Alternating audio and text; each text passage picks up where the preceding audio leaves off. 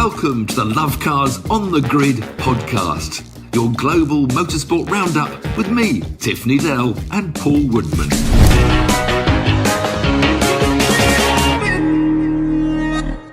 Welcome to Lovecars on the Grid, your global motorsport podcast. On today's pod, we try and work out where F1 is going with the seat lottery. We go to Japan for Formula E, where it finally made its debut, and Japan's a pretty cool place, have to say.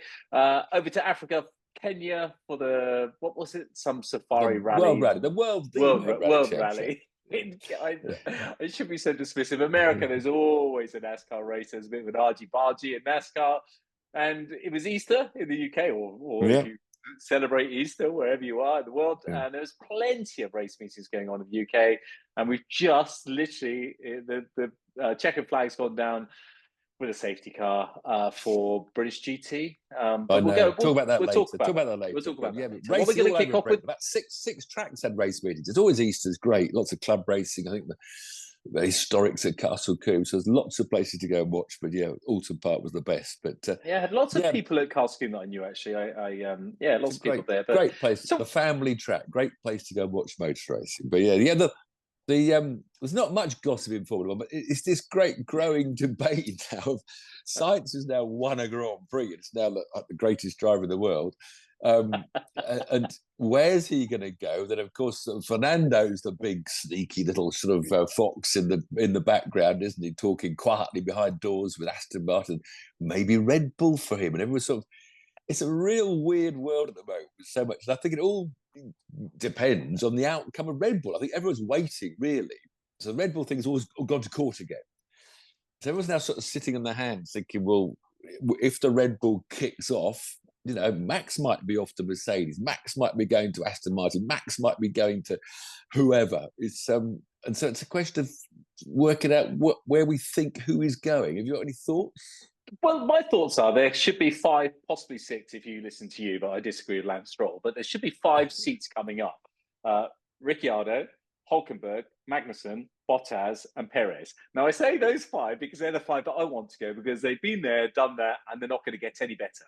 So that's who's going. That's who's going. We agree. That's what we'd love to see. That's who I'd love to see go. Now, in terms of the merry-go-round of Formula One seats, Carlos Sainz going to Red Bull would be phenomenal for me. I think it's the big seats. The big seats we have to talk about first, really, don't we? So it's first who's going to Mercedes. So that everyone's curious, but then Alonso's knocked on the door, and he's also knocked on the door at Aston Martin. But if he's knocking on the door at Aston Martin, that means Alonso's, and that's Alonso as well, isn't it? Alonso's knocking on his own door. Sainz is... I see, it's confusing. I'm trying to work it out myself, but it's too confusing. So I think if Red Bull fall apart, so let's go with that scenario. Red Bull falls apart. They're not going to fall apart. Let's go that place first. Okay. Bit of fun. So Max becomes free. I'm leaving Red Bull, taking everyone with me. So which would he choose? Mercedes with Russell? Ferrari with... No, there's no Ferrari seat. Already. There's no Ferrari seat. That's gone. Charles. It's really Mercedes, isn't it? But then who goes to Red Bull? So first we have to decide. Max comes out at Mercedes. I think he has to go to Mercedes. Say Max, but I think Mercedes is the only place. But then they say that Aston Martin have been talking to him, but Aston Martin wouldn't be a place unless Alonso leaves or they finally drops his golden boy wonder, which may be the thing. Maybe he's thinking Verstappen, Alonso, Aston Martin. And they're all after Adrian Newey. That's the other equation. Verstappen's not going to leave Red Bull. He is not. Just hold on a minute. We're still talking about that if he did. If Red Bull exploded, Max, I think, would go to McLaren. Or would he go to Aston Martin? Because Newey is the other... Because Max might go where Newey goes. Then Aston Martin are trying to get Newey to come, and so are Mercedes, and so are Ferrari. So say Max stays, and then you think Newey will stay at Red Bull, whatever? Do you think he might be lured to somewhere? So Max stays. No, who's going to Mercedes? It used to be. I mean, we support football, and that's a good analogy there because so many players want to stay with their club forever, whether through thick, thin, good or bad. But then you get the others that are happy to do it every season because they get the money. More money. But I think Max, he doesn't need the money. None of these guys need the money. But I think Max is loyal to Red Bull. I do. I mean, and he's not going to get the car, the everything, the team, everything that he's had. He's been spoiled with over the last 2 years. Yeah, but maybe he thinks about 2026. Maybe he thinks Red Bull can't produce an engine that matches the chassis that will be produced for him. Because there's Carlos Sainz is still. We're worried about where Max goes. Then where's Carlos going to go? So Carlos, they say, is going to Sauber because his dad drove for Audi, well, won the Dakar. So the obvious slot for Carlos is to go to Audi Sauber. But Audi Sauber aren't going to have a winning car next year. There's no way they can turn that cash thing into a winner. So he'd have to have a bad year with Sauber if he's going to sign a multi. He could get huge money from Audi probably. But Carlos would probably want to go to Mercedes or Aston Martin. Oh, no. I've lost. So you've already got more money than you can ever spend, and you have the option to go with Mercedes for less money or Sauber, never ever have a chance of getting on the podium for loads of money. I would take Mercedes all day long if you had that option. Yeah, I think he should. He's a smooth operator.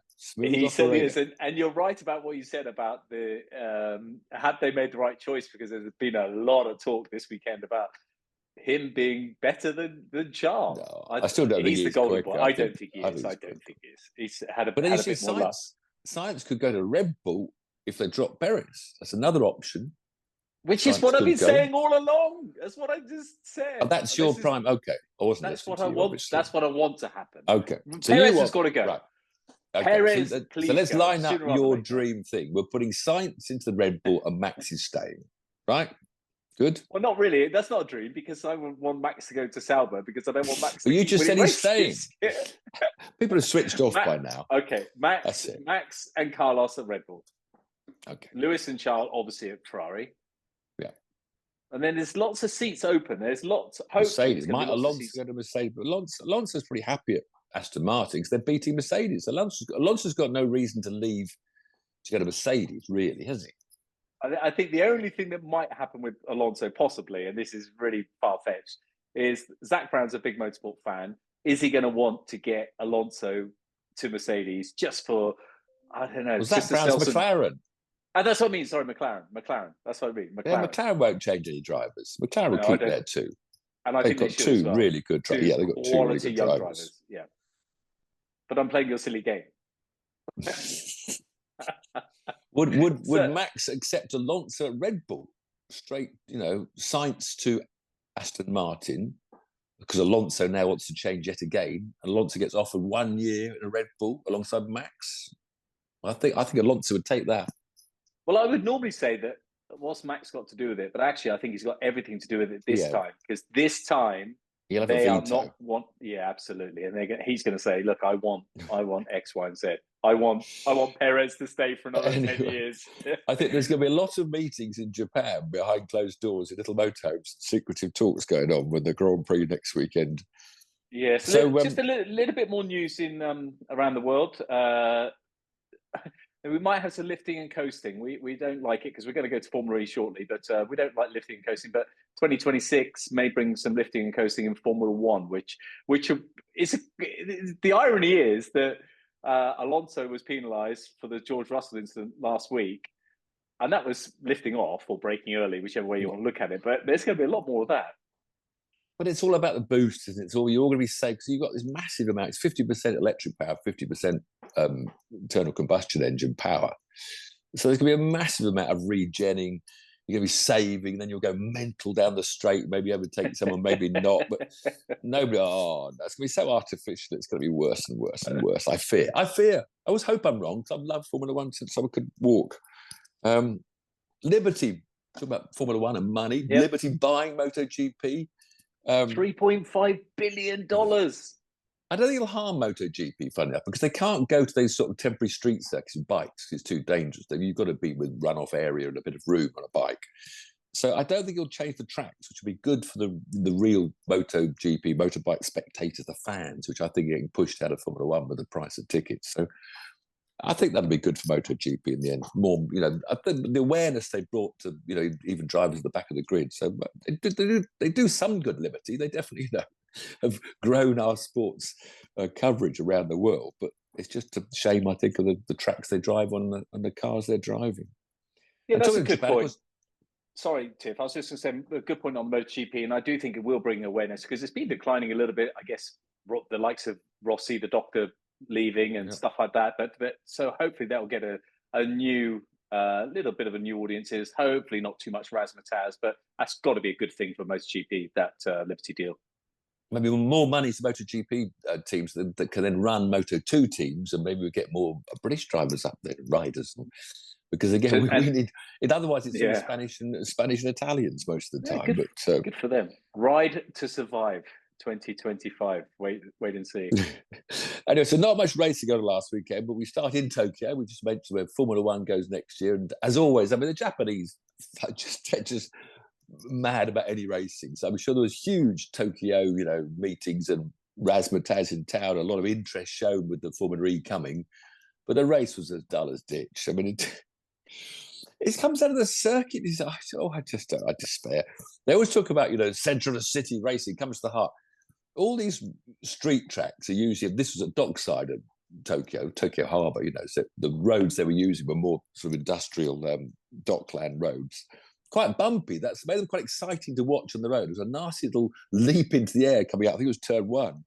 But, they put over 20 corners into 1.5 miles. And the first 9 corners were just never-ending string of corners and a couple of straights. And so because it's so twiddly, they can't overtake anywhere, and they just toast and save. And it was the track doesn't work. You've got to get the right sort of track, I think, with Formula E, and there certainly wasn't one. So Oliver Rowland qualified best with Nissan, great for Nissan, and right behind him was Max Gunther in the Maserati. But then, with no overtake, Oliver Rowland just led the pack. And they all go around, there was no chaos in the first 9 corners, which you thought they would be. There were a few noses knocked out of joint, as it tends to happen when but everyone was just following Rowland's pace. Because Rowland was cutting the air, so he didn't he needed a bit more regen. And the whole thing about Formula E, when it's processional, that the whole thing, the race is decided on getting your attack mode. Because you have to go on this wide corner twice in the race to get your attack mode. But all the attack mode means is you lose a place because it's slower. Nobody ever uses their attack mode to attack. I've never seen someone, come out after attack mode and then suddenly drive past the car ahead because they've got more power. Because they know if they do that, they use too much power. So though you have more power available, you can't actually use it, I don't think, or otherwise so I think. So I mean, the 2 Porsches were quite clever because they ended up being 5th and 6th in the middle of the race. So the 6th place Porsche driver backed up the people behind him. So the 5th place Porsche had a 2-second gap ahead of him, so he could do the attack mode and not lose a place. And that's the whole race is around the attack mode.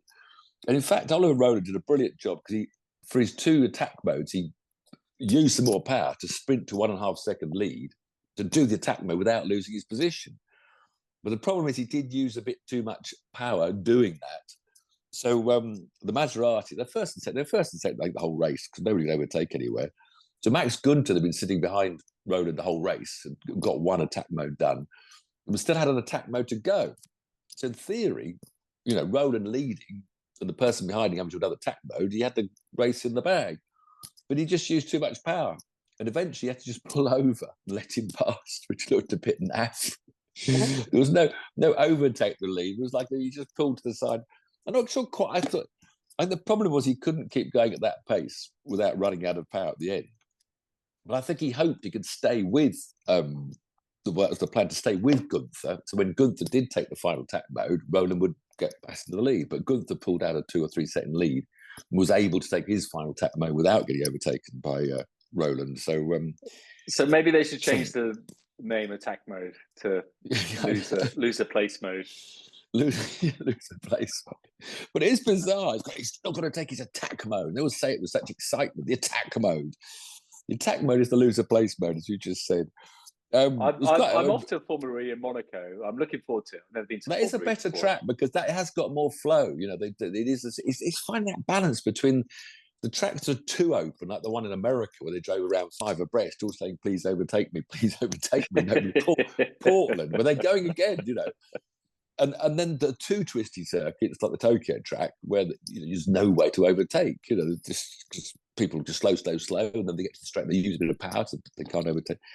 So Jake Dennis he got from 5th to 3rd, about the only driver that really did anything. He was battling with the Porsche a lot. There was a bit of dodgy overtaking attempts that got firmly put in the wall. So there was some entertainment, but basically it was just this long stream of cars going round and round and round, and waiting for the attack mode chess game to be played. Sorry, Formula E. Well, I mean, even worse than that is in Abu Dhabi coming up is the autonomous race that's coming up. I can't. 28th of April. I keep on putting that date. I've got to see. I've got to see. Have you learned anything about it? I don't know what speed they can have. One car on the track. I know. It's an RC. It's a remote controlled race. That's all it is. I know. I just know. I don't get it. Josh Joe's mate. He's been out there for months with them. Months. Oh, really? He's an ex McLaren pit stop guy. So he's been out there. So what's his job? Ages. What's he working on? The chassis or the? I no, nothing like that. He's not there for the brains. He's there for the brawn. So he'll be doing the tires and stuff like Jacks, maybe, I don't know, but he'll be proper sort of hands-on pit crew. But so maybe they're going to have pit stops as well. Where are they racing anyway? I've forgotten. Abu Dhabi, Yas Marina. Abu Dhabi. Yas Marina. Yeah. Autonomous, whatever next. I don't get it. We'll wait and see. But back to a real sport, the World Rally Championships that's dropping its hybrid cars next year. But the Safari Rally is so tough. I mean, it was a spectacle. I mean, again, it always is. It's always a problem, as I said. It's wonderful, the skills they use, the speed they're going, and the dust is flying, the leap in the air. But in the end, the race all comes down to watching a stopwatch end. So you haven't got that, racing side by side. It's so dramatic, beautiful scenery. You got giraffes running around and the cars going through. Leaping everywhere. But there were punctures galore. It was a rough old track. And again, that's the problem with rallying. It depends. It's a lottery who gets the punctures. But it is funny. I always think, I don't know quite how they avoid them, but quite often the guy up the front, the talent, the Loeb or the Sauber Ogier, or now the child Rovanpera, don't get punctures. And how they can be that lucky, or is it because they literally don't go quite as wide? They're keeping, with 90% of their limits. They can drive a little bit within their limits and still be fast, whereas the chasing pack are getting a bit loose. I don't know why. More ragged. But I thought they swept the course. I thought the front ones, no. Oh, that's when it's gravelly. Your sweeping is bad. If you're out front when it's that loose surface, then that's great to go 5th or 6th or 7th on the road, because then you arrive, but you've still got a nice firm track then. But it's when the big rocks get kicked out, when people cut the corners. The punctures. I mean, poor Alfred Evans had about 3 punches in one day, I think. Just so he was out of contention, and it's a shame when contenders are so out. But basically, Hyundai had a poor weekend. They were bad reliability. That was always their problem. They didn't seem to quite have the Hyundai.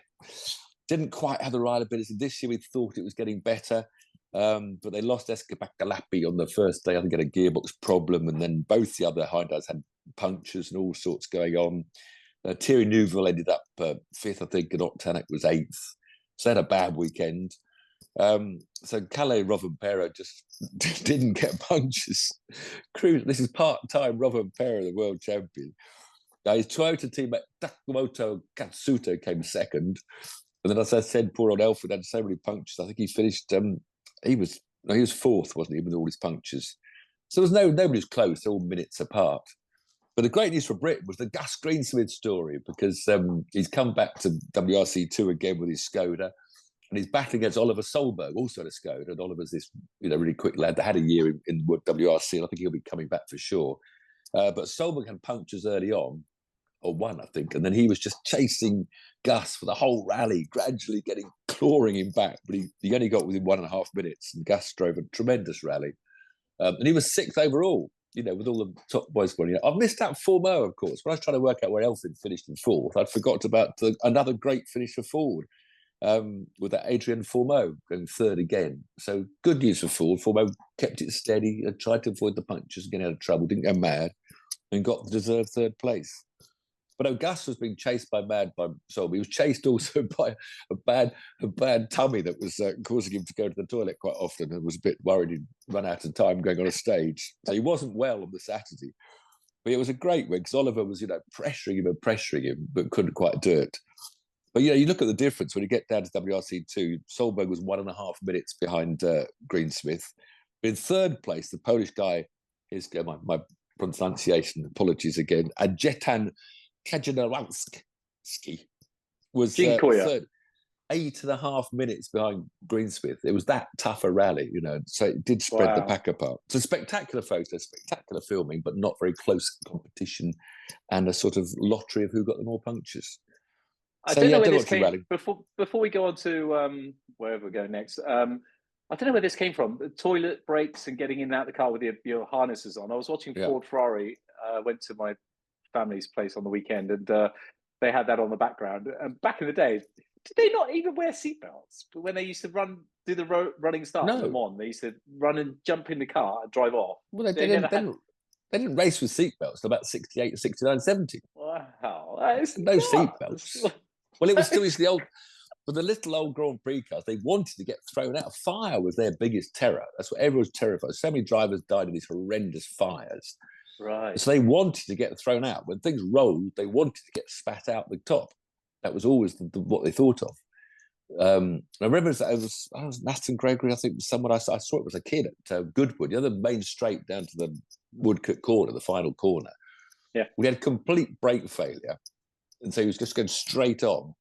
And so he stood on the seat. So he got his legs out. So when he hit the earth bank, he shot out the top like a cannonball, man. Wow. I mean, funny you say that. Broke a few things, but there's a he didn't die, but there's a viral clip. No, he didn't die. This weekend, a new Toyota SUV driving down the beach gets a rut. Saw it. And he flips out, and then actually the guy comes out of the window. Yeah. A lot of the Arabs, so I'm not generalizing here, but I have a lot of Arab friends. They don't wear seatbelts because they think when it's their time, it's their time. And it flew him out as well. That's a genuine video. It's not. Well, I've seen a couple of. If you go, there's also those videos that when they go down the highway to this 90 mile an hour, tank slapper drifting one with the other. And I've seen a few of those where they've been up in the sand. I've seen them come out through the windows. Oh, horrific! So, but some of they don't normally end as well when it's on tarmac as opposed to in a nice bit of water, but and sand. But there you go. Anyway, so Gus Greensmith gets our Driver of the Weekend award without a shadow of a doubt. Well done, Gus. Good, well done, we then go to America for NASCAR. the weekly NASCAR. Yeah, another one I'm glad you didn't watch, maybe. I watched the highlights and I watched the bit of argy-bargy at the end. Well, the highlights was the last 2 laps. The only interesting thing was it started with wet tyres. And I thought it was the first time, but I think they have done it once before. It was only a 3/4 mile oval, not too banked. So they've now got wet tyres. Where was it? Sorry, Tiff? It was Richmond, the 3/4 mile Richmond track. The five, Larson was on pole and led in the wet with his brilliant driving skills, but didn't seem to have the speed on the car when it dried out. But there were hardly any cautions, 400 laps. There was one spin, I think, earlier on when someone got tapped, and then Kyle Busch sort of shouldered the wall, didn't do much damage. They threw the yellows because they like to throw the yellows in NASCAR to get some exciting racing going. But it didn't really make it more exciting. And it was a real drawn-out race. Martin Truex Jr. was out front, 3 laps to go. And drive you mad if you're an NASCAR driver, thinking about the champagne, but knowing if the caution came, he'd have to do a restart and decide whether to go to the pits to change tyres. But Kyle Larson, who'd been struggling a bit, didn't have the speed. He led for quite a while, but not in the dry. He was tapped into a spin by Bubba Wallace. Bubba was trying to take fourth place off him with about 2 laps to go. Tapped the back of Kyle. Kyle had a big slide. Yellows came out. They all dive into the pits. And Dirty Den's brilliant team crew got his 4 wheels changed quicker than Martin Truex's team and emerged in the lead. So Dirty Den, I think he led a lap for the whole race. So we had a boring 400 laps, and now we had the usual NASCAR, crowd-pleasing green-white checker. There are 2 laps to go to the end. And first of all, everybody reckoned Dirty Den jumped the restart because they come slowly into the restart zone, and it's about 50 yards long. I'm probably wrong, but someone will come up with the right number. And you can't go until you're in it. You've got to go before it ends. but the lead driver has that choice. So Hamilton was on the inside. And I reckon he definitely squirted the throttle. His car wasn't in the box, which pissed off Truex quite a bit. So Truex was now getting upset because the race he had won, and now he's got Hamilton ahead of him. Then he hung around the outside, half around the outside, around turns 1 and 2. Truex did, and then Hamilton, dirty dead, did what he did to the Kyle Larson and other people. Just moved him up the hill on the way out, headed him towards the wall, giving him the choice of either hitting the wall or backing out. So Dirty Den then went on to win easily, having done the dirty trick. It actually led through Joey Logano to second place. So now poor old Martin Truex had Kyle Larson challenging him, which now he's right pissed off. And I don't know what he thought Larson did to him, but anyway, going down the back straight on the last lap, he just came down and slammed into the side of Larson's car, which you might have seen on the highlights. Yeah. And then Larson going through the car, last corner, decided he was going to put Truex back up the hill. And so then Larson pushed Truex and got across the line about 2 inches ahead. And then after the finish line, Truex, first of all, he caught Hamilton up, gave a couple of taps up the bumper, and then backed him. Then he put Larson in the wall again. Oh, it was all kicking off. But nothing happens. They don't get reprimanded. No, the drivers sorted out themselves. I mean, if it's really outrageous, they do reprimand. But in general, it's what goes round comes round. What you tap me. When you say outrageous, do you think that it's outrageous when you pull off your rear bumper and throw it at a car? Do you think that's outrageous, or do you not? Only because the driver's putting himself. They don't like drivers now walking to that horrible accident, the midget race, the dirt race, when Tony Stewart hit some kid that ran down into. Happened. That Joe Gasly didn't he just do that? He chucked his entire rear bumper. Yeah, so he'll get something from NASCAR. They won't let him off. Okay. Well, he's got to. He's chucking his at the windscreen. It was a good shot. It was a good shot. Crowds love it. It was a good shot. Normally, they throw the crash out. It's quite a popular one, but they are cutting down. I think they will get stricter on drivers going down to have hand signals and throw things at drivers that have been upsetting them. That was Joey Gase. Joey, baby. Joey Gase. So it does go on. But anyway, so a very exciting 3 laps and a very boring 397. Oh, there was some good side-by. There was lots of side-by-side. You know, I mean, Kyle Larson, the first 10 laps had Bubba Wallace squeezing him. So I mean, there's a lot of tension and side-by-side racing going on. But it is amazing to watch. 5 minutes here and 5 minutes here. Where it's a times 30 thing. NASCAR. Well, I recommend you watch it. It's got to be a Sky Sports times 30 or whatever other medium you can get to. It's TNT. What's it on? It's not on Sky Sports. It's on TNT. It's called now, a premium that it was. So yeah. So that was all worldwide. Not that much going on. Back home, as we said, there were races all over the place. And Alton Park. The weather spoils. Yeah, they were. It was disappointing. And again, it's safety, isn't it? Safety. I know we have to have safety, but the 2 GT races were so spoilt by safety cars. They got their own version of the VSC, and they all go around. They have to go full 50 miles an hour. FCY. Yeah, but instead of doing the sort of sectors, which Formula One has, so they can just still go quite quick in a virtual safety car. The Grand Prix drivers can still keep heating their tyres. But when they go full course in the GT cars, they're 50 miles an hour. So they have to end, as far as I've seen, I'm not sure, a full course yellow with a pace car, because otherwise you can't let them all suddenly go. Because I don't know, maybe they could have suddenly let them go, but there was too much of it. And of course, the race we've just come away from, the last 15 minutes was full course yellow, and they cruised across the line in the order. But they got to get everything safe. I'd leave the cars if they're in a reasonably safe place. And if you go off and hit it, you go off and hit it. I know you can't. As long as marshals aren't there. But I do think there are times when a car is fairly well off where most people wouldn't go off, 1,000,000 to 1, broken down engine on a straight, but he's pulled off and he's up against the barrier and there's quite, I sometimes think you could leave a car there, then get the low loader out and another 10 minutes of safety car. So the racing wasn't as good. It's always spectacular, Alton Park, but in the rain, it's very hard to race tight and close because it's, it's a very tricky track. But it's always very spectacular. Tricky, yeah. Great to watch. And of course, it was great, because both the races are run by Lamborghini and run by a team that, what do they call Barwell Motorsport. Who was the guy that was there? But who was I thought your brother was a team principal, but they interviewed someone else as a team principal. No, that's Mark Lemmer is the team principal. Right. Chris is the commercial director. Chris has to deal with all the sponsors and all the drivers' sponsors and the drivers' dads and the drivers' stuff. So Yeah, Barber, and it was great because the Collards won the first race. They had the great thing of the 2 1-hour races. The amateur does qualifying for one race and starts that race, and the pro does qualifying for the other race and starts that race. You have to change halfway through. So the first race was the AM starters, where Rob got pole position and led all the way and handed over to son Ricky for the second half of the race. But then that came out under the full course yellow safety car procedure. And we had they went to full Formula One Abu Dhabi spec because it was a nightmare. And the commentators noticed that Ricky had dropped way back from the pace car. Too far, the pace car's lights are still on, and the rule book says you've got to stay within 5 car lengths. So off they went, and everyone was saying, under inspection, restart. And so all the other teams were thinking, well, it's got to be a penalty. We've all seen it's a slam dunk. And then the organisers, about 6 laps to go, announced a 30-second penalty. And then about 3 laps later, they said, penalty reduced, taken away, no penalty. Now, you can't change a decision or make it, because everybody's now backed off. So it was Phil Keane, second of the Mercedes, who you push. Exactly. Yeah. Don't worry about him. He's got 10 seconds. Yeah. So it was a full muck up. But what happened was they found out that there was a glitch in the pace car lights. So halfway around the lap, the pace car lights went off. So Collard backed away then because he wanted the Formula One style starts. He was making the space in front of him, So, and the pace car then disappeared. He couldn't see it anymore. But then the lights apparently came back on again.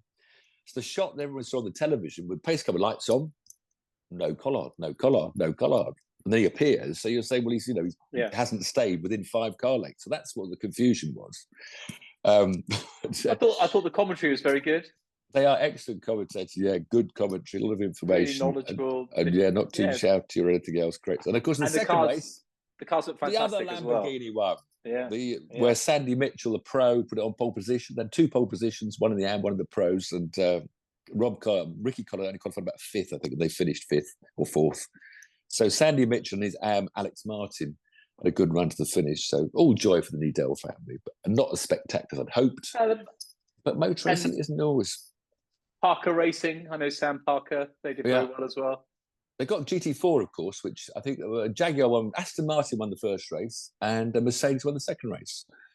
So it was all good stuff, but not as good as it could have been. We haven't, and not forgetting, in the support race, our own Pan. Forget about Pan. I lost my notes now. Alicia Palmowski, a 17-year-old British girl in her single-seater debut in the GB4 race, from second on the grid, won her first single-seater race. Amazing. So we may have Pan going good, the French Pan, who's still brilliant, we still support. But we now have a British female driver, 17-year-old Alicia Palmowski. So there you go. We've also... And a shout-out to Megan Bruce as well as in that race. Bear in mind, she hasn't done any racing. She did Caterham Academy last year. Yeah, Caterham Academy, and she finished 12th in the second race. Did very, very well. Tricky conditions. Right. So good on Megan. And this is where, if we are going to have a female Formula One driver in 5, 6, 10 years' time, this is what they have to do. They have to get into mainstream single-seater racing and beat everybody, which Alicia did. Well done, Alicia.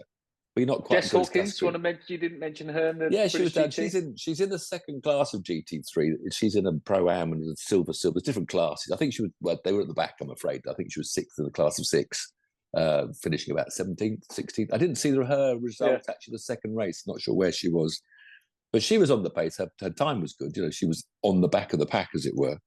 So she'll get, because she's hardly done any testing in that car. So it's a brutal thing. So Alicia, you get second place in our drive of the weekend behind Gus. I'll give her first place personally.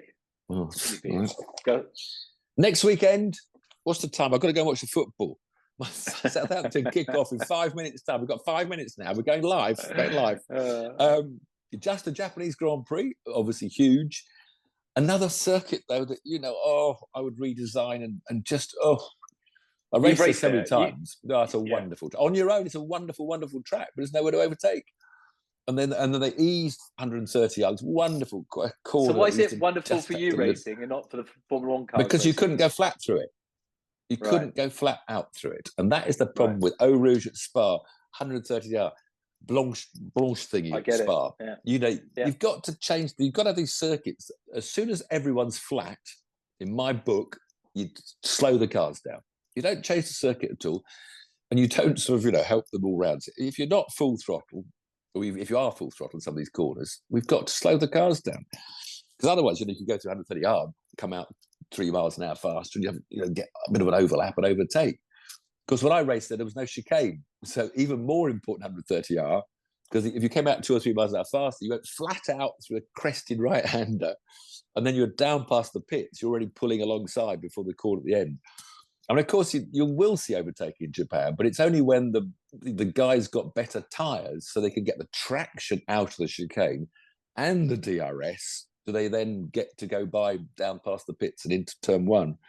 But spectacular watch, but just very, very hard to overtake. I mean, occasionally you get an overtake at the spoon corners, but again, normally it will require a dive at the hairpin, maybe. But a good track. I mean, qualifying can be really interesting because these McLarens, have got a lot of high-speed grip. It's a high-speed flowing corner circuit. And if Max, they haven't quite got the Red Bull in its best groove at the moment, I don't think.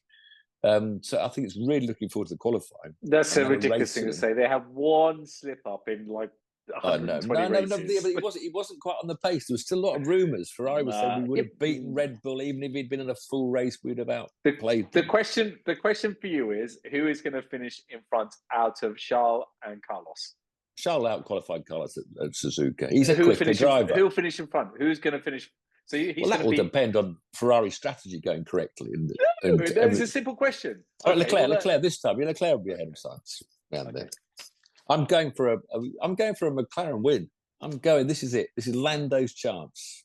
Poor old Lando. He's been bridesmaid quite a few times, hasn't he? He's due a win, but it's with Max there. It's just so you need luck with Max. Well, Ricciardo winning at Monza about 3 years ago, whatever it was.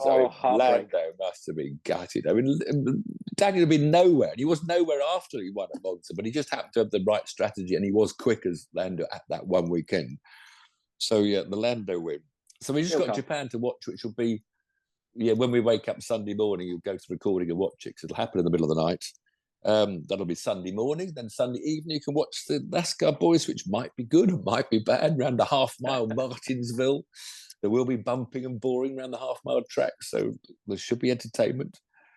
But as always, motorsport's always entertaining. There's always good bits to look at, bad bits, boring bits. I'm testing at Goodwood tomorrow, talking about, I'm off to Goodwood. There's a Ford Mustang in preparation for the members' meeting in April. So, are you? That's early, isn't it?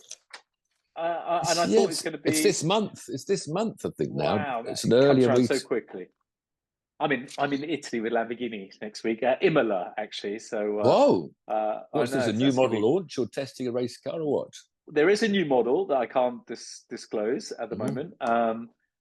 Kicking off. They're kicking off. 1 minute to kick off. 1 minute but to kick off. I got to tell you, they gave me a list, say which cars you want to drive around Imola, and they gave from the 400 GT, Mura SV, Countach 25th anniversary, Diablo SE, Michelangelo, and so on and so forth. And I said, well, can I just drive all and then they had all the Hurricanes and stuff, which are phenomenal. Manual Diablo. And I said, can I Diablo. drive each one of the V12s, please? So there you go. So that coming to your screens soonish. V12s Wonderful. Around Imola. And what a track! Have you driven around the track? Oh, Imola. No, I'm going to get on the PlayStation or something. No, I thought you said Mugello is the place you should have got. Imola is all chicanes and not so exciting. Good, happy Christmas! Come on, you Saints! This is it. We're going to beat Ipswich. We're going to turn the season round. Top of the table clash, almost top of the table. Thanks for watching. See you next week. Cheers.